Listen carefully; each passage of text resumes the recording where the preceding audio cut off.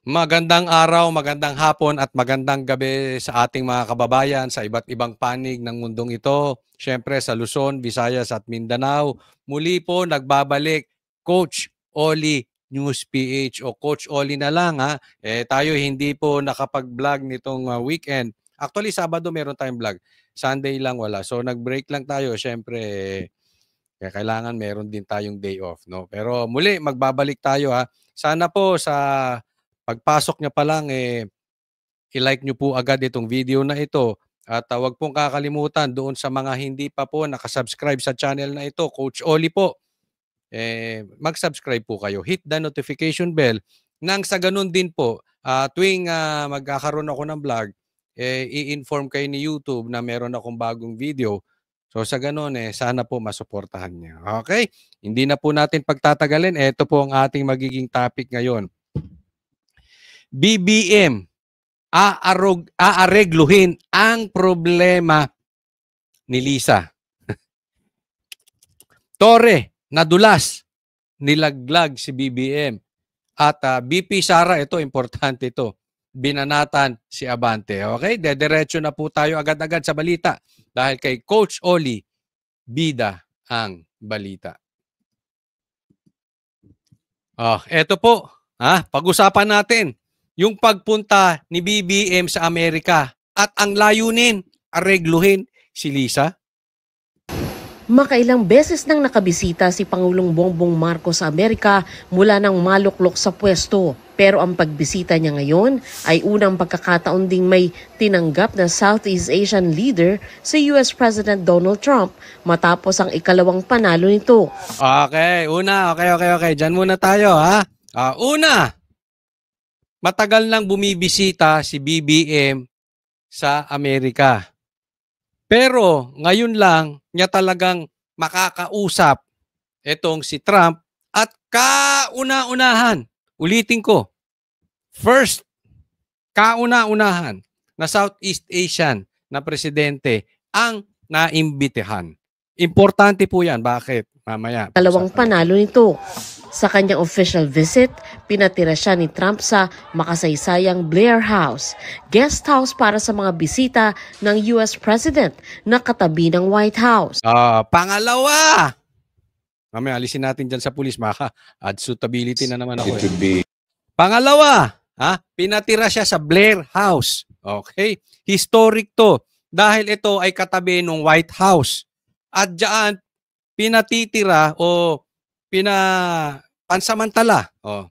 Kumbaga sa parang itong hotel, itong talagang official. Pag ikaw ay bisita ng presidente ng Amerika. So ano talaga yan? Matindi yan. Dalawa na po. Wonderful for him to stay there because when he was when his parents were invited here by President Reagan, they stayed at the Blair House. Ngayon, pangatlo, okay? Nung naimbitahan ng kanyang mga magulang, diyan din pinatira sa Blair House. So, sa makatwid, talagang napaka-importante ito kay Bongbong Marcos at kay Lisa. Bantay sarado ng US security ang Blair House na sinugod ng mga... Okay, ngayon, bago tayo pumunta dyan, sobrang importante nito. Sa katunayan, nagpunta pa nga itong mag-asawang Bongbong Marcos at si Lisa nung namatay ang Pope. At para silang fan doon. Ni hindi man lang sila binigyan ng importansya ni Trump. Parang isang sikat na rockstar si Trump. Pero ito si Bongbong, parang itong mag-asawa, parang naggugumahol na isang fan na ma-meet, na makausap, na makamayan si Trump. Pero hindi siya napagbigyan, hindi siya pinansin, inisnab siya. Tapos, ngayon, na meron na silang pagkakataon makamit si Trump, si Lisa po nagpunta ng Riyadh, Saudi. 'Di ba? Parang merong hindi kumukonek. May malaking problema dito. Alam mo, ala hindi naman lingid sa ating mga kababayan na talaga namang etong si Tantoco ay, namatay diyan sa Amerika. At ang initial report niyan ay cocaine use. Oh. Sabihin na natin kung ayaw nilang sabihin ko overdose, basta may cocaine use. At andoon po si Lisa. Okay? Pero siyempre itinatanggi nila yan. Meron ng tampered doon. Hindi na natin alam sino nagsasabi ng totoo. Pero dahil sa galawan ngayon, una, biglaan tong alis sa Amerika. Bigla tong patawag. What is so special about Bongbong Marcos na siyang kauna-unahan na ipatawag? At biglaan din yung alis ni Lisa. Anong importance nun? Pwede mong gawin sa ibang araw yun. Sumama ka muna kay Marcos. Sumama ka muna sa asawa mo. Sumama ka dyan kay BBM. Bakit pinagpaliban mo yung pagkakataon na makapunta ka dyan sa Blair House? Hindi ka pa naman nakakapunta dyan. Wala sa matinong kaisipan na ikaw ay may chance makapunta dyan. Unless komunista ka or unless ayaw mo ng Amerika. But definitely hindi naman kayo ganun. Sabi mo nga ikaw ay self-proclaimed New Yorker. So this is important to you. Bakit hindi mo pinagpaliban yun? Biglaan naman yung Saudi.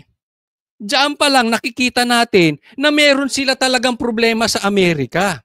Kasi, eto posibleng baka mamaya biglang huliin si Lisa. We do not know. O posibleng baka hindi na siya makaalis ng Amerika at i-hold siya ron. Hindi natin alam.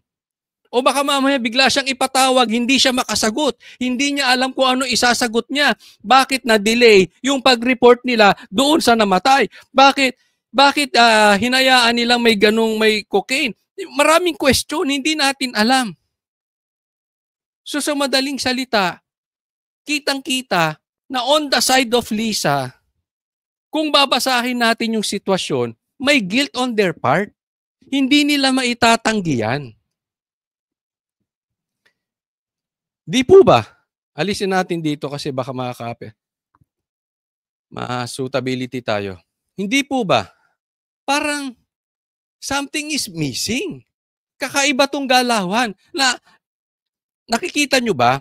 Kasi may trending dito Si Lisa, sama, epal ng epal yan. Tapos bigla-bigla na lang for the first time hindi sumama, biglang umalis. Kunwari may lakad sa Saudi. Hindi. Pinatunayan nyo lang na meron kayong talagang problema sa Amerika. I dare you. We challenge you. Si Lisa, hindi babalik ng Amerika yan. Kahit sabihin pa ulit, pababalikin niya ni Trump, pabalikin ni Trump. Hindi nasasama yan si Lisa. Unless may usapan na si Bongbong, yan po ang nakakatakot. Kasi siyempre si Bongbong, kung may problema, di umano talaga si Lisa dito sa Amerika, natural, bilang asawa, aaregluhin niya yan. Baka mamaya, anong hingin ni Trump? Magdagdag. Kaya nga ito tingnan po natin. Yung ating mga kababayang magaling mag-research, yung ating mga kababayang magaling magbantay. Bantayan nyo po ito, baka mamaya, yung pagpunta sa Amerika na yan, we are on the losing end. Baka mamaya, para kapalit nung kanyang asawa, isanla ang buong Pilipinas. We do not know, hindi po tayo nagbibintang, but everything is possible para dun sa asawa niya. Kasi talagang pag pinatawag yan, at talagang may kaso sila dun, masisira si Bongbong. At pag nasira si Bongbong, marami siyang kaso sa haharapin dito sa Pilipinas, including yung di umanong pagkidnap kay Tatay Digong. So hindi nila pwedeng masira sila dyan sa Amerika. So ibibigay niya ng hiling. At posibleng ihiling dyan, EDCA. O kung ano-ano pa man. So, pagbalik dito ni Bongbong Marcos, kailangan hingin natin ano ang naging kondisyones. Naalala nyo, nung unang pumunta si Bongbong sa Amerika, okay siya, nasa matinong kaisipan yan. Nung pagbalik, nabuang. Hinaras si Pastor Kibuloy. Naharas si Pastor Kibuloy. Oh, eto na, binabakbakan na. Meron ng list. Meron ng issue kay BP Sara. Papapasukin na ang EDCA. Naalala nyo yun? Ngayon, tingnan natin. Abangan natin kung ano talaga ang napagkasunduan dyan. Definitely, kung they think na yung deal are talo tayo, hindi nila sasabihin yan ng sapat. Hindi nila sasabihin ng diretso. Tatandaan po natin si Bongbong, iba sinasabi, iba ginagawa. Kaya ang babantayan natin, ano yung gagawin nila? Bantayan natin, ilan ang EDCA? Delikado po tayo dyan. Dahil nakaambang na ang gera talaga dyan sa China, dyan sa Taiwan. At kung makikisaw-saw tayo dyan, anong pakinabang natin? Di ba? Sinisira nga nila na sinisira ang China. Away ng China at Taiwan, bakit tayo sasali? Bakit nyo gagamitin ang bansang Pilipinas? Bakit nyo papapasukin yung EDCA? Kung baka madagdagan, yun ang medyo kinakatakot natin. Diretso po tayo. Tinugod ng mga kontra sa pagpupulong nila ni Trump.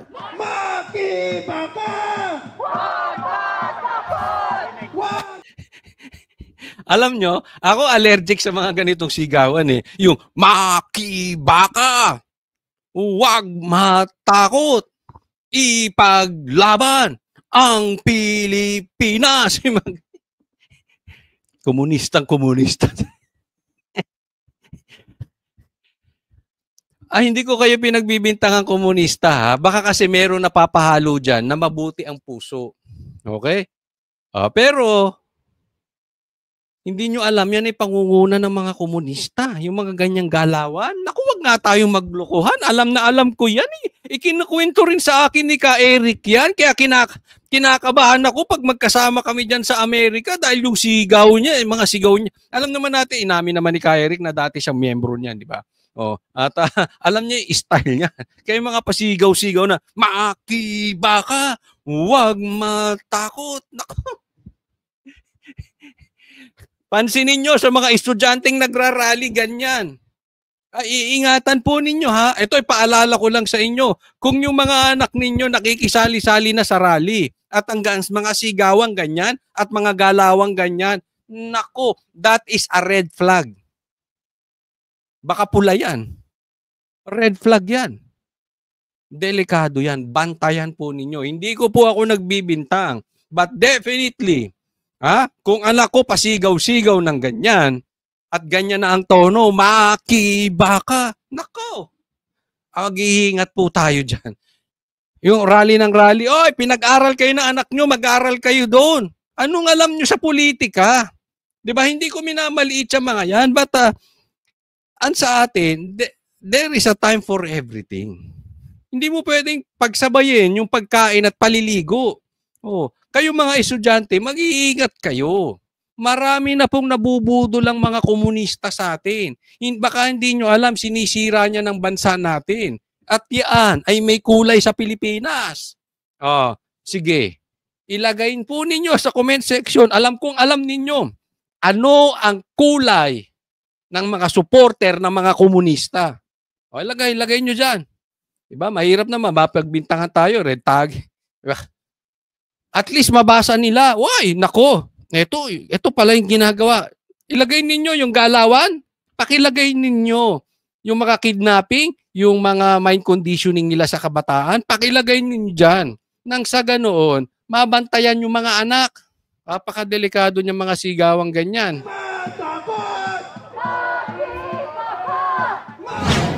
Ngayon Lunes ng umaga sa Amerika, nakatakdang makapulong ni Marcos si Defense Secretary Pete Hegseth sa Pentagon, ang headquarters ng US Defense Department. Pentagon, nakarating na kaya dyan si Lisa? Dyan pa sila magpupulong? Di ba? Siguro sa lahat ng trip ni Marcos, ito ang ayaw ma-miss ni Lisa. This is very important. Bakit wala ka, Lisa? Masusundan yan ng hiwalay na pulong kay US Secretary of State Marco Rubio. Inaasahang tatalakayin nito ang defense and security cooperation sa pagitan ng Pilipinas at Amerika sa gitna ng mga agresibong hakbang ng China sa West Philippine Sea. Yun ang problema natin, 'di ba? Ano magiging partisipasyon di umano ng Amerika sa pagiging agresibo ng China? Tingnan nyo ha. Ang narrative nila, it's about China being aggressive to us. At ano ang tulong na maibibigay? Hindi po. Tayo ang tutulong sa Amerika dahil gagamitin yung bansa natin, gagamitin yung mga sundalo natin para dito sila maglagay ng weapons, dito sila lalagay ng base para sa gano'n, pagka nagkagulo ang China at Taiwan, meron silang basing malapit. Kailangan nila ang Pilipinas. Naiintindihan nyo? Tayo na lang ata nauuto ng wala tayong pakinabang dyan. We are on the losing end. Sabi nga uphill climb po ito. Ha? Wala akong nakikitang pakinabang natin dito. Possibly, may pakinabang dito si Marcos.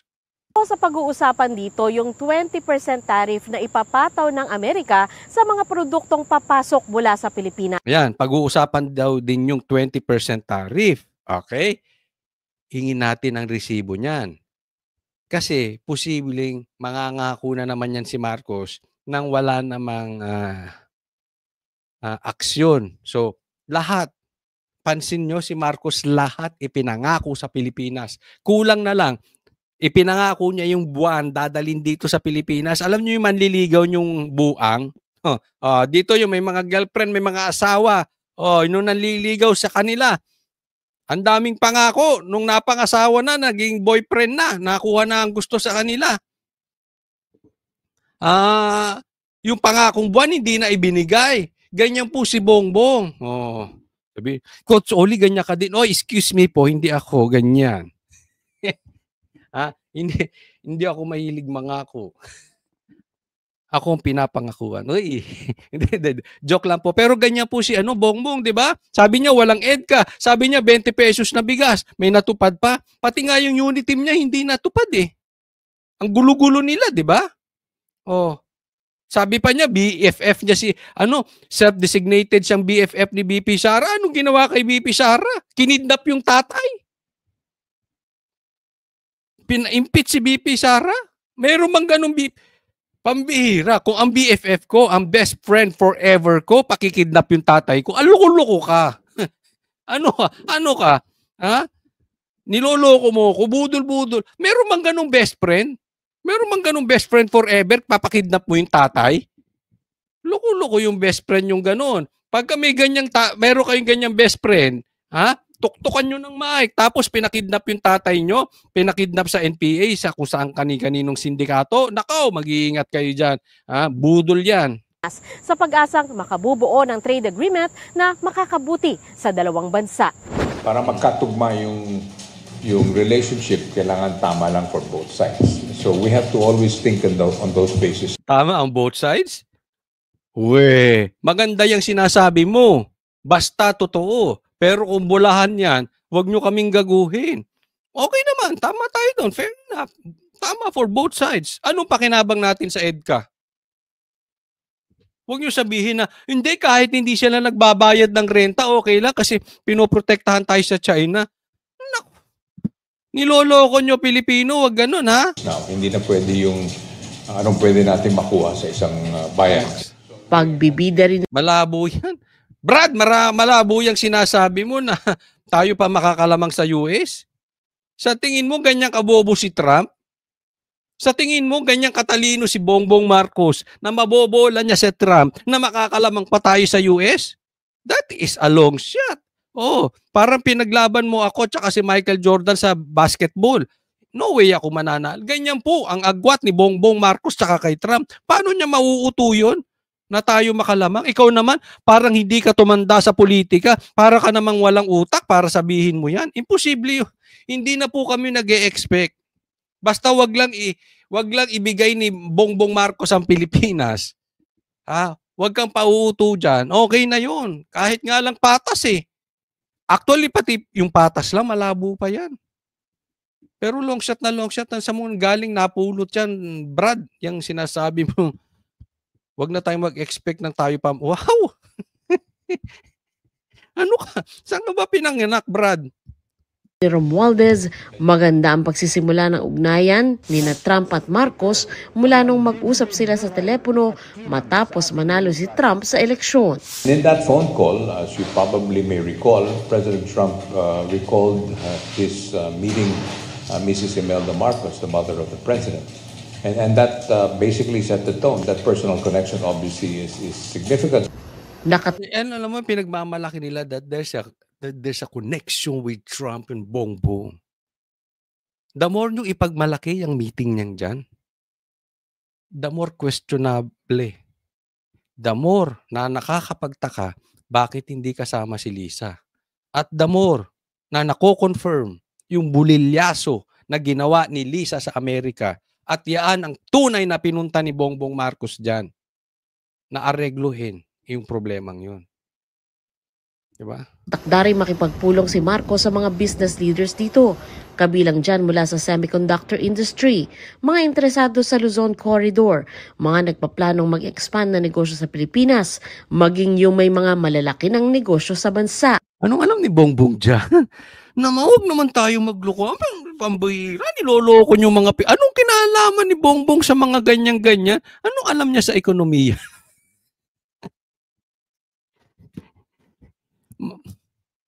Mag-uusap lang yan eh. What's in it for me? What's in it for you? Let's talk. Ewan ko, nakikita nyo ba na makapag-usap to sa business dyan na magkaroon sila ng ano? Honestly, do you see Bongbong Marcos doing that? I mean, do you even see that Bongbong Marcos knows about everything about business? Baka korupsyon. Business hindi, pambihira, oh. Kaugnay naman sa kontrobersyal na immigration policy ni Trump na naghihigpit sa mga dayuhan na ilegal ang pananatili sa Amerika, sabi ni Romualdez, malamang hindi na ito matalakay. The bottom line is there is really not much room for discussion, but to simply work in such a way that all Filipinos that are up for deportation will be deported to the Philippines and not to their country. Mula dito sa Washington, D.C., Sandra Aguinaldo. Ay nako, ewan ko sa inyo, wag niyong pinaguto mga Pilipino, no? O, next topic. O, ito, pag-usapan natin. Sa kadaldalan ni Torre, nadudulas siya at nilalaglag niya na si Bongbong Marcos. O, tingnan po natin. Pero isang maliwanag dito, nakakita natin sa bansa natin, nag-aaway-away rito, Chinese ang biktima, Chinese ang perpetrator. Kaya we're just being used as a battleground na hindi naman natin papayagan na ipagpatuloy nila. Yung Chinese Ministry of Education, sir, they warned Chinese students planning to pursue studies here in the Philippines dahil daw unstable ang security situation dito. At sir, may mga crimes na targeting Chinese nationals daw po.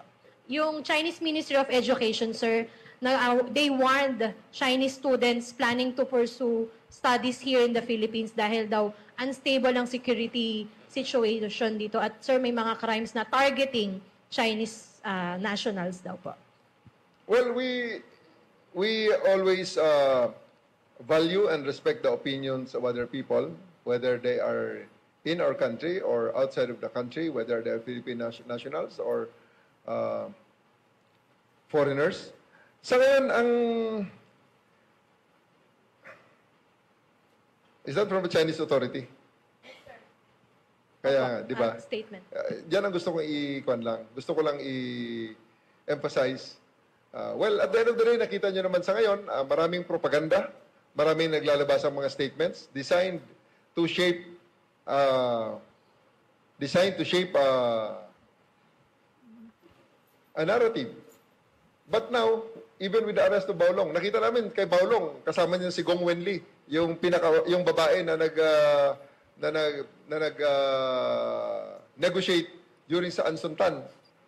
Di ba? So, na-arrestado rin ngayon si Gong Wenli. Kaya, anong nationality nila? Sino ang mga biktima? So, nakikita natin, we respect the opinion of the Chinese. Ayan, sabi, okay, ito. We respect the opinions of others. Plastic mo, plastic mo. Tingnan mo 'to si Torres, sinasabi niya. Kasi binabalaan ng China yung mga estudyanteng Chinese na nag-aaral dito dahil delikado daw yung ating bansa. At yung balita daw na yan, nilinaw pa ni Torre kanino galing yan, sa China daw. Okay? So si Torre sabi niya, yan ang sinasabi ko. Ang nag-aaway naman dyan ay Chinese at hindi natin papayagan.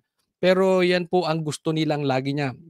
Pansinin niyo sa video na ito, papaulit-ulitin niya yung sasabihin na imahe na o yung narrative. Yan. Ibig sabihin, parang hindi totoo na delikado sa Pilipinas, yan lang ang gustong narrative ng China. Ito po ang problema natin. Pagka madaldal ng PNP chief, nahuhuli sa kanya na they are more concerned dun sa narrative. Instead, na matuto sila doon sa mga tingin ng ibang bansa sa atin. Yan ang pinoprotektahan ni Torre. Yung narrative. Yung ano ba ang tingin, ano ba ang imahe ni Bongbong Marcos at ng bansang Pilipinas? Ano ba ang tingin nila kay Bongbong Marcos? Ano ba ang tingin nila sa Pilipinas? Yaan ang pinoprotektahan nitong si Torre. Kaya nga paulit-ulitin niya yan. Torre, bilang PNP chief, ang protektahan mo yung kapayapaan ng bansa. Hindi ikaw, wala ka dyan sa marketing. Yung marketing, hayaan mo sa kanila yan. Hindi mo departmento yan. Ang departmento mo, alagaan ng kapayapaan sa Pilipinas. Ngayon, paano mo aalagaan ng kapayapaan sa Pilipinas kung hindi ka marunong makinig? At ang pinoprotektahan mo yung imahe ng presidente, ang imahe ng Pilipinas. Kaya hindi tayo, parehas sila ni Bongbong Hindi marunong makinig. Kaya yung problema, pinagtatakpan ng naratibo rin. Kasi ang concern nila na narrative, imahe, so pagtatakpan din nila ng imahe. Pagtatakpan din lang nila ng narrative. So sa madaling salita, ayaw nilang parang bahay. Ayaw nilang makitang madumi yung bahay. So ang gagawin nila, itatago sa ilalim ng carpet yung dumi, yung kalat, yung alikabok. So yung bahay madumi pa rin, itinago nyo lang. Ang problema, Torre, kahit itanggi nyo ng itanggi, bawat kababayan natin, bawat mga kababayan nating nanunood dito sa channel na ito, na nandito sa Pilipinas, at kahit yung mga OFW na nasa ibang bansa, alam nila kung gaano hindi mapayapa ang ating bansa. Kung gaano ka bayolente na ngayon. Kung gaano ka, ikaw mismo Kaya ka nga nadiskubre ni Bongbong Marcos dahil sa road rage. Ano bang ginawa mo roon? Yung nag-road rage, binigyan mo pa ng plataforma. Yung pala, gusto mo lang maging PNP chief. Yung pala, may pangarap ka lang. Di ba? At yung road rage na yun, hindi isolated yun. Napakadaming ganun. Para ka naman si Claire na ang bobo. Para sa kanya, hindi raw mabayolente, hindi raw delikado ang Pilipinas dahil wala naman siyang nakikita nagsasaksakan. Pambihira. Kung saan ka nakatira, malamang, kung sa 5-star subdivision ka nakatira, walang nagsasaksakan dyan paglabas mo ng bahay. Di ba? Pero hindi ibig sabihin wala kang nakikita, hindi na totoo. Iba sitwasyon ninyo. Torre, hindi mo masusolusyonan ng problema ng Pilipinas regarding kapayapaan kung hindi kayo marunong tumanggap ng katotohanan. Kung in denial kayo. Kaya nga nahuhuli to nila, nalalaglag niya si Bongbong Paulit-ulit niya sinabi yung narrative. Official, pero isang maliwanag dito, nakakita natin sa bansa natin, nag-aaway-away rito, Chinese ang biktima, Chinese ang perpetrator. Hindi totoo. Saka ba wala ka bang intelligence funds? Hindi mo alam? Ilang porsyento lang siguro yung nag-aaway Chinese to Chinese. Pilipino po ang patay. Involved pa nga minsan, police eh. Huwag nga tayong maglokohan. Kaya we're just being used as a battleground na hindi naman natin papayagan na ipagpatuloy nila. So, at the end of the day, we are doing everything to stop this narrative. Nakita mo? Anong hihintuin niya? Yung violence sa Pilipinas o narrative? Di ba? Tingnan niyo yung concern nito. Yung narrative. O ano hininto niya? Yung narrative. Ng alin? Ng isa pang narrative. Yan ang naratibo nila. Na hindi magulo sa Pilipinas. Hindi lang naman China nagsabi niyan. Kahit ibang bansa nagsasabi delikado sa Pilipinas. Palibhasa, ang dami mong bodyguard. Kaya hindi nyo alam. To stop this situation, and we are now showing the results. Ang ating mga naaresto Chinese suspects, ang kanilang mga biktima ay mga paulit-ulit, di ba? Paano niya sinolusyonan yung problema? Paano niya sinolusyonan? Naratibo. Yung nagsasabing ikaw magnanakaw, siya pala ang magnanakaw. Yan po ang ginawa ni Torre. Nahuhuli sa sariling bibig. Next topic tayo. Eto. Binanata ni BP Sara si Abante. Siguro dapat huwag magsalita si Miss Abante patungkol sa ICC case dahil spokesperson naman siya ng House of Representatives at wala namang kinalaman ang House of Representatives sa ongoing na kaso ngayon. Nandito ako bilang isang Pilipino, bilang isang Vice President ng Pilipinas na pinaglalaban yung karapatan ng isang kasambayan natin na Pilipino na kinuha sa Pilipinas at dinala sa ibang bansa para ikulong. So meron akong right, I have all the right to express my anger against what the administration of BBM did. Pero si Princess Abante, siya ay isang spokesperson ng House of Representatives. So ang dapat niyang itinatopic o ibinabahagi sa taong bayan ay kung ano yung nangyayari sa House of Representatives. Huwag na siyang sumawsaw. Ayun. Huwag na siyang sumawsaw sa Actually, mabait pa si BP Sara. Huwag siyang sumawsaw. Una, sinabi niya na huwag na siyang makialam dito. Kasi hindi naman talaga kasali ang House diyan sa ICC. At talaga namang may karapatan si BP Sara dahil, una, syempre, anak din siya. At kinidnap eh. Diba? Mabait nga siya, hindi pa niya ginamit yung word na kinidnap. Pero yung abogado ni PRRD, sinabing yung ginawa kay PRRD ay pangingidnap. Dahil illegal po yung pagpapadala diyan sa dahig. No? Pero itong problema kasi diyan sa Abante, itong mag-amang Abante, napakanuknukan ng sip-sip kay Tamba. Kayo ba ay binabayaran ng taong bayan para sumipsip kay Tamba? Kasi bakit mo pakikialaman pa yan, Abante? May punto si BP Sara eh. Dapat mag-focus ka doon sa magagandang nagagawa ng House. Huwag kang makialam sa ICC. Anong punto mo dyan? Di ba? Ganyan dapat ang spokesperson. Ganyan, tinan nyo si Claire. Di ba? Parang palingkera na. Hindi na siya mukhang abogada. Sayang pinag-aral pa siya ng tatay niya. Hindi ko alam kung sino nagpaaral dyan. Pero sayang nag-aral ka pa ng abogada, ganyan ka rin pala. Dapat dumiretso ka ng vlogger. Di ba? Yung pinagsasabi mo una, wala namang koleksyon sa batas. Pinagsasabi niya wala namang koneksyon doon sa programa ng gobyerno or Office of the President. Kung hindi tirahin lang ang Duterte. Same thing ito, magpinsan na ito. Wala talagang utak. Yung spokesperson nila, sausaw ng sausaw sa hindi naman sila kasali.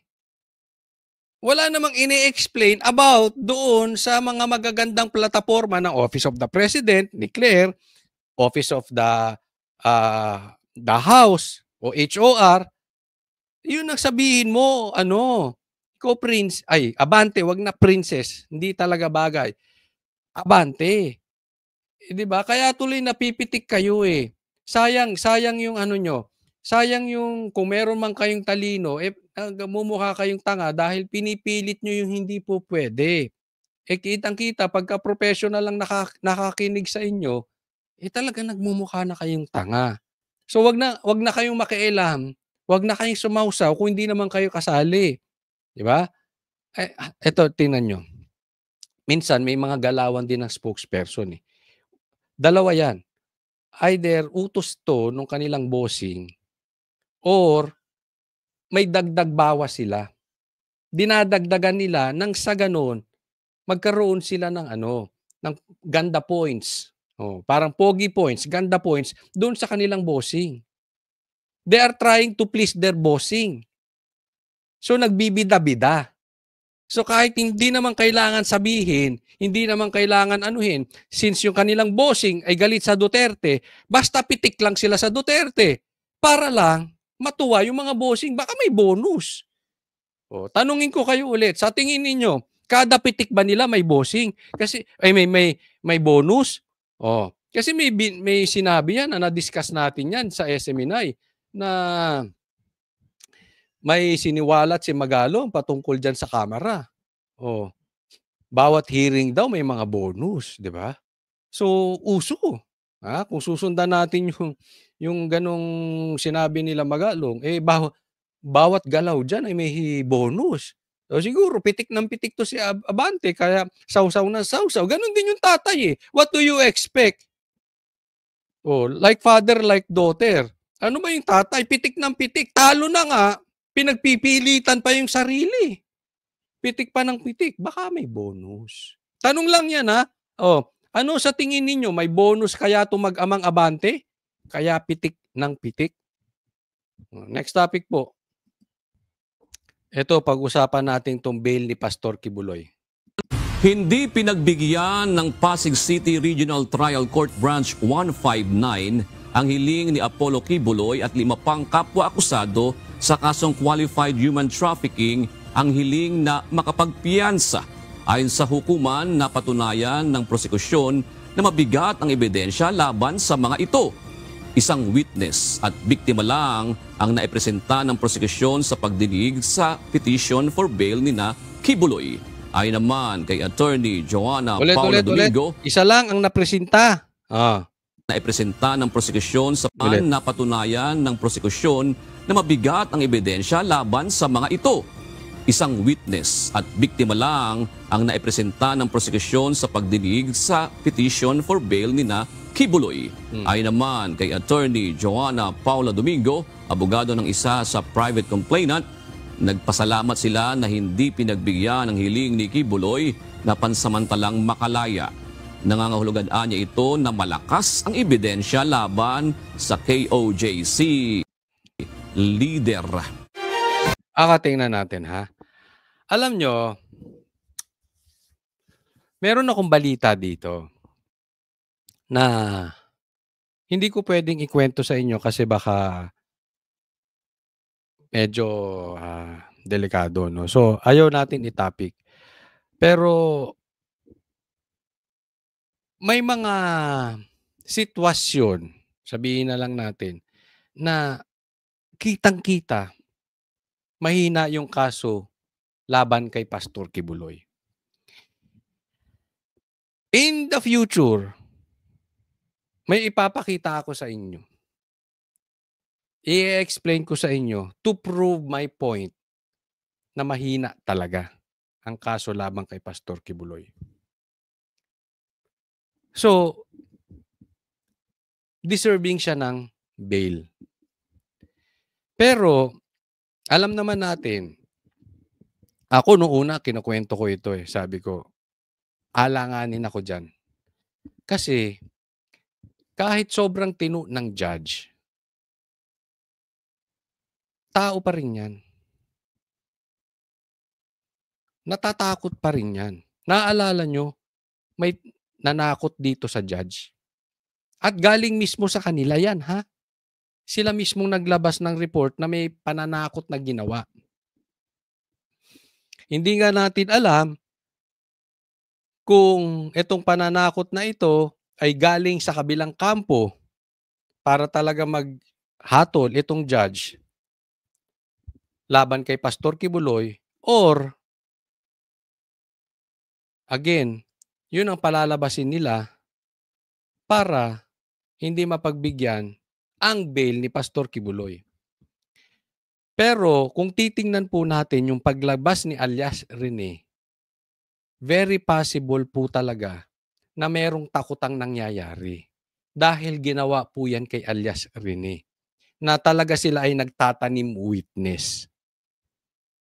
So nakakaduda na napakahina ng kaso tapos hindi man lang mapagbigyan ng bail.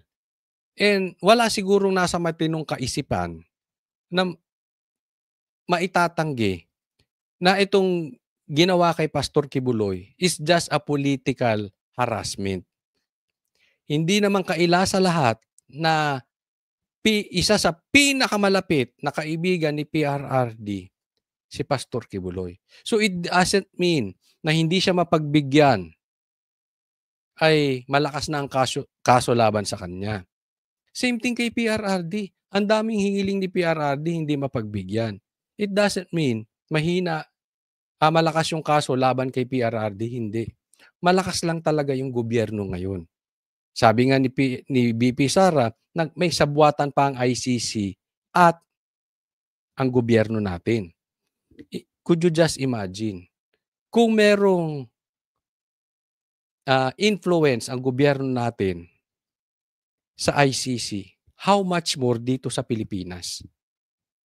Na kontrolado nila ang pulis, kontrolado nila si Torre, kontrolado nila ang DOJ, kontrolado nila lahat yan. Kaya hindi ibig sabihin mahina. Ito sinasabi ng kanilang abogado nila na nagpapatunay na malakas ang kaso laban kay Pastor Kibuloy. I don't think so. Tingnan mo. Pag wala na yan si Marcos, tingnan nyo to ha. I will predict something. Tingnan nyo kung magkakatotoo itong sinasabi ko. Pag alis ni BBM, dahil aalis at aalis yan, sooner or later, the latest is 2028. Mapapawalang sala yan si PRRD at si Pastor Kibuloy. Sasabihin, kasi, syempre, sila na ang uupo makokontrol. Hindi po sa ganun. Dahil, may takotang posibleng nangyayari dyan. Yung sa ICC, kailangan nila ng kaso, wala na silang big fish doon. And meron pa bang big fish kung hindi si PRRD? Pati dito kay Pastor Kibuloy. Kung nagawa nila sa dating presidenteng kidnapin, kaya nilang gawin sa mag-anak nung judge, delikado po yun. Hindi po tayo nagbibintang. Ang sinasabi natin, possibility. Pero kung wala na yung outside force na ganyan, mapapawalang sala. I'm sure maraming naniniwala kay PRRD at kay Pastor Kibuloy. Eto, papatunayan ko sa inyo na mangyayari yan. As we get closer to 2028, yung mga tumitira kay BP Sara, antayin ninyo. Magbabaitan lahat. Wala pa yan ha. Hindi pa nakaupo si BP Sara. Tingnan ninyo. 2027. Marami. More than half ng bumibira kay BP Sara lalapit kay BP Sara. Kaya ito, nangyayari na ito, political harassment lang yan. Huwag tayong maglokohan. Ngayon, kukunin lang nila kung ano yung kaya pa nilang kunin sa gobyerno. Or maybe may pressure na takot, pero ang mga politician hindi bobo. They know Bongbong Marcos is about to exit. At meron din silang exit plan. Now, tingnan ninyo yung pinipredict ko kung mangyayari. Isa-isa po yung mag-iiyakan, magluluhuran kay BP Sara. Lilipat ng kampo yan. Abangan ninyo, not only the politicians, including the mga vloggers. Ngayon nga, nangyayari na eh. Yung dating iniinsulto si PRRD na Mangkanor, DDS shit, naglilipatan na. Oh, tingnan mo, 2027. Yan po ang Pilipinas. Walang alam kundi gamitan ng gamitan.